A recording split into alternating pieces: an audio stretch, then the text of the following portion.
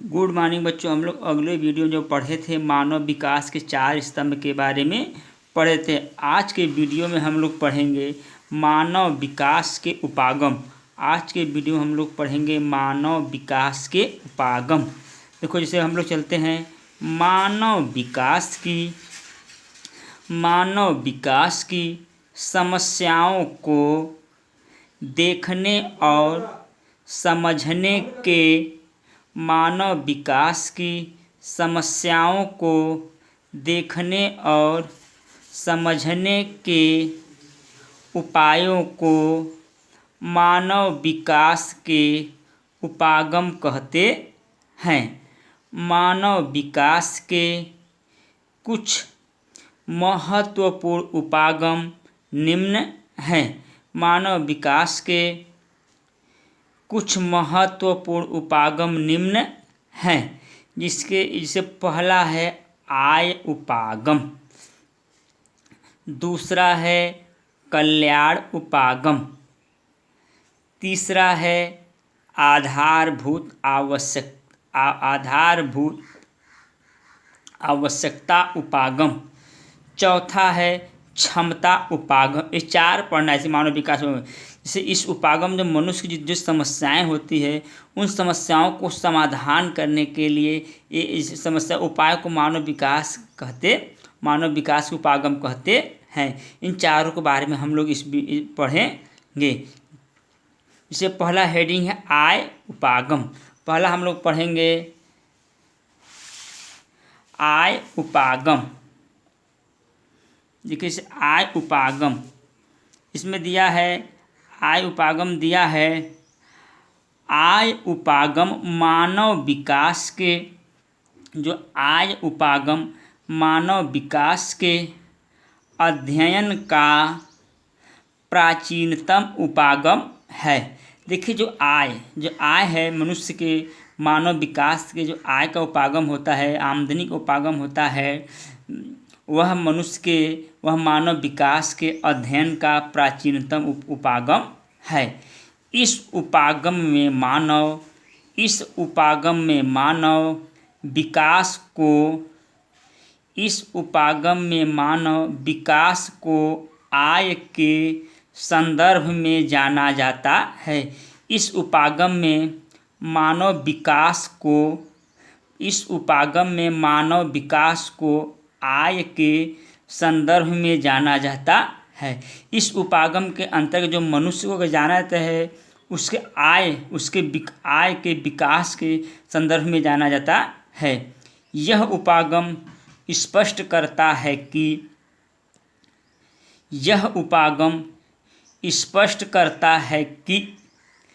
किसी व्यक्ति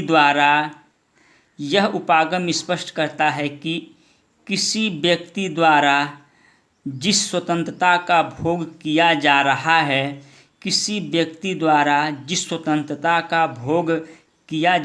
है, वह उसके आय के स्तर से परिलक्षित होता है। देखिए, मनुष्य जितने स्वतंत्रता का भोग रहता है, जितने सुख सुविधा का प्रयोग करता है, इससे स्पष्ट है कि उस मनुष्य का आय कितना अधिक है, उससे परिलक्षित होता है। क्योंकि देखो, जो जितने अधिक पैसा कमाता है, उसका उतना अधिक खर्च भी होता है। वो उसके आय द्वारा उसके आय से परिलक्षित होता है, पता चलता है कि यह मनुष्य कितना अधिक पैसा कमाता है। क्योंकि जितने अधिक स्वतंत्रता सुख सुविधा रहेगी, तो उसका आमदनी अधिक रहेगी।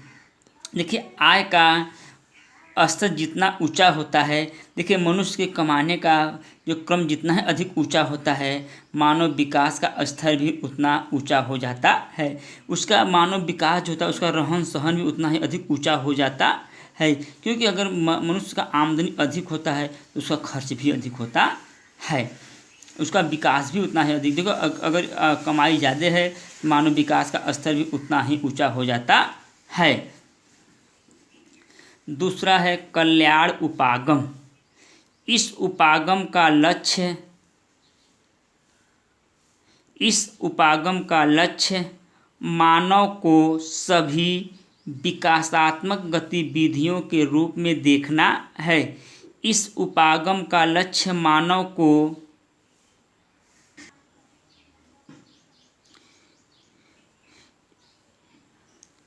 इस उपागम का तर्क है कि इस उपागम का लक्ष्य मानव को सभी विकासात्मक गतिविधियों के रूप में देखना है। इस उपागम का तर्क है कि सरकार को समूहों के लिए समूह हो चाहे गांव हो चाहे कोई बस्तियां हो, उसके लिए शिक्षा, स्वास्थ्य, उस सरकार को समूहों के लिए शिक्षा, स्वास्थ्य, सामाजिक सुरक्षा और सुख साधनों की उच्च स्तरीय व्यवस्था करनी चाहिए। देखिए, सरकार का दायित्व है कि समूहों के लिए, जो गरीब समूह होते हैं उनके लिए, जो गरीब बस्ते हैं उनके लिए शिक्षा का, स्वास्थ्य का और उनके रहन सहन का और सुख साधनों का उचित व्यवस्था करनी चाहिए। सरकार का दायित्व हो जाता है कि वह अधिकतम व्यय करके, देखो सरकार का दायित्व हो जाता है कि वह अधिक से अधिक पैसा खर्च करके जो गरीब बस्तियां होती हैं उनके लिए शिक्षा का, रहन सहन का व्यवस्था करनी चाहिए, क्योंकि वे भी अपने विकास की ओर आगे बढ़ सके। वह अधिकतम व्यय करके मानव विकास के स्तरों को सुधारें। अधिक व्यय करके खर्चा व्यय उनके विकास के स्तर को सुधारे, क्योंकि स्तर जितने सुलभ और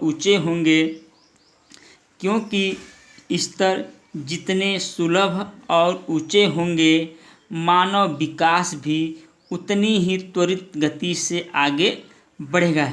देखिए, जो सुख सुविधाएं उनको दिया जाएगा, अगर उनका विकास का स्तर ऊंचा होगा तो मानव विकास भी उतनी त्वरित गति से आगे बढ़ेगा, हमारा देश भी उतनी गति से आगे बढ़ेगा, क्योंकि जितना ही विकास अधिक होगा उतना ही हमारा भी विकास होगा, क्योंकि उसी के अनुसार पे हमारे देश का भी विकास डिपेंड करता है।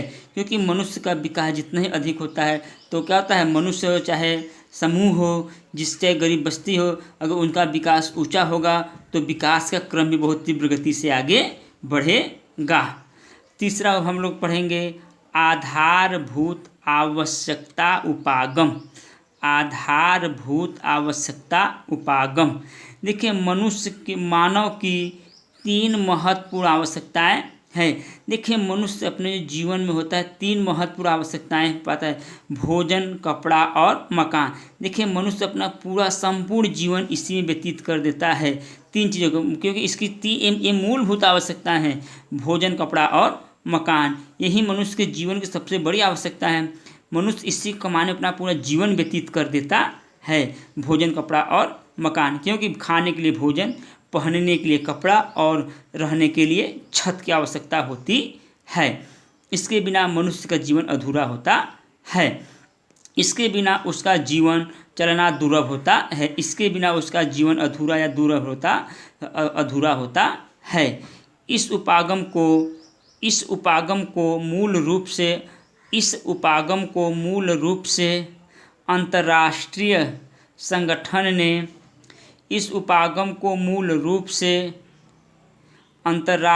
श्रम संगठन ने प्रस्तावित किया है। अंतर्राष्ट्रीय श्रम संगठन ने प्रस्तावित किया है। उसने मानव के लिए निम्नलिखित 6 मूलभूत आवश्यकताओं की अनिवार्यता पर बल दिया है। उसने जो है अंतर्राष्ट्रीय श्रम संगठन जो है, उसने मानव के लिए 6 मूलभूत आवश्यकताओं की अनिवार्यता पर बल दिया है।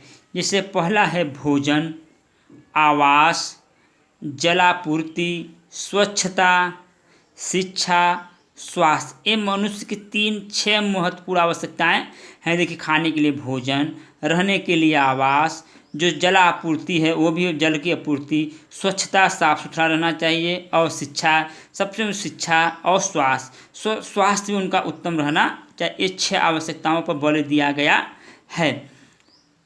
यह उपागम एक और विकल्पों की उपेक्षा करता है। यह जो उपागम है आधारभूत उपागम एक और विकल्पों की उपेक्षा करता है, तो दूसरी ओर सभी वर्गों के लिए उपर्युक्त मूलभूत आवश्यकताओं की व्यवस्था करने पर बल देता है। यह जो है देखो, दूसरी ओर जो यह आवश्यकता है सभी वर्गों के लिए उपर्युक्त, उनके लिए जो आवश्यकताओं की चीज़ होती है, मूलभूत आवश्यकताओं के लिए व्यवस्था करने में बल देता है। मनुष्य की जो आवश्यकताएं हैं उन आवश्यकताओं को पूरा करने के लिए बल दिया जाता है, सरकार द्वारा उस पर पूरा सहयोग दिया जाता है। देखिए अगला हेडिंग है चौथा, क्षमता उपागम। इस उपागम को प्रस्तुत करने का श्रेय, देखिए क्षमता उपागम जो है, इस उपागम को प्रस्तुत करने का श्रेय प्रोफेसर अमर्त्य सेन को है। जो क्षमता उपागम है इसको प्रस्तुत करने का श्रेय प्रोफेसर अमर्त्य सेन को है। उनका मत है कि संसाधनों तक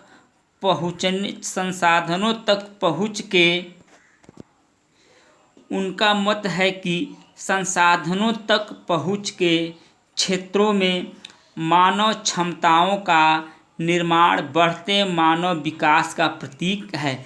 देखिए उनका मत है कि जो मनुष्य होता है, जो अपने अधिक जो संसाधन, जो उनकी आवश्यकताएं होती है, उन आवश्यकताओं तक पहुंचने के लिए, अपने विकास क्रम को जारी करने के लिए मानव जो होता है क्षमताओं का निर्माण बढ़ते क्रम का प्रतीक होता है, और वह मानव विकास का क्रम जाना जाता है।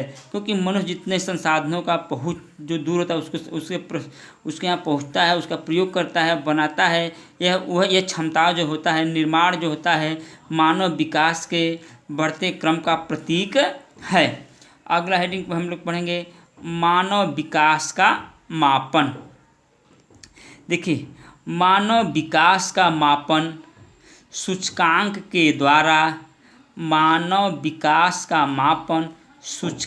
के द्वारा किया जाता है। देखिए जो मानव विकास का जो मापन है वह सूचकांक के द्वारा किया जाता है। मानव विकास का सूचकांक निर्मित करने का श्रेय, देखिए जो मानव विकास का सूचकांक है उसको बनाने का श्रेय डॉक्टर महबूब उल हक को जाता है। इसका श्रेय जो होता है डॉक्टर महबूब उल हक को जाता है। सन 1990 ईस्वी में उसका प्रयोग करके संयुक्त राष्ट्र संघ ने मानव विकास प्रतिवेदन प्रकाशित किया। जैसे आप लोग सुने 1990 में संयुक्त राष्ट्र संघ ने, जानते हैं कि हम लोग से संयुक्त राष्ट्र संघ जब बना 24 अक्टूबर 1945 ईस्वी को संयुक्त राष्ट्र संघ की स्थापना हुई थी। जो संयुक्त राष्ट्र संघ ने मानव विकास के प्रतिवेदन प्रकाशित किया। मानव विकास सूचकांक स्वास्थ्य, शिक्षा और संसाधनों की पहुंच के आधार पर मानव विकास सूचकांक जो है शिक्षा, स्वास्थ्य और संसाधनों की पहुंच के आधार पर देशों का क्रम तैयार करता है। जो देश है मानव विकास के सूचकांक में स्वास्थ्य और शिक्षा, संसाधनों को पहुँच तक होता है, उसका आधार उस क्रम के अनुसार तैयार किया जाता है। वह क्रम 0 से 1 के बीच के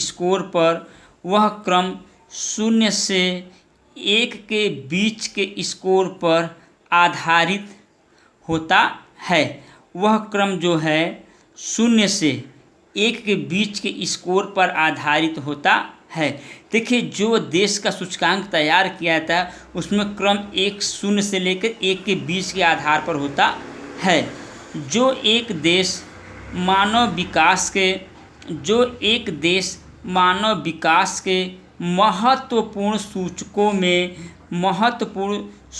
में अपने रिकॉर्ड से प्राप्त करता है। जो एक देश होता है उस सूचकांक में अपने विकास को महत्वपूर्ण सूचकों में अपने स्कोर जैसा रहता है, स्वास्थ्य का, शिक्षा को होता है, उस मानव विकास महत्वपूर्ण सूचकों में रिकॉर्ड से प्राप्त करता, अपना रिकॉर्ड अच्छा रहता है उस सूचकांक में अपना स्थान प्राप्त करता है। क्योंकि जिस देश का अच्छा स्वास्थ्य, अच्छा शिक्षा होगा, उसके उस आधार पे उस सूचकांक में उसे स्थान मिलता है।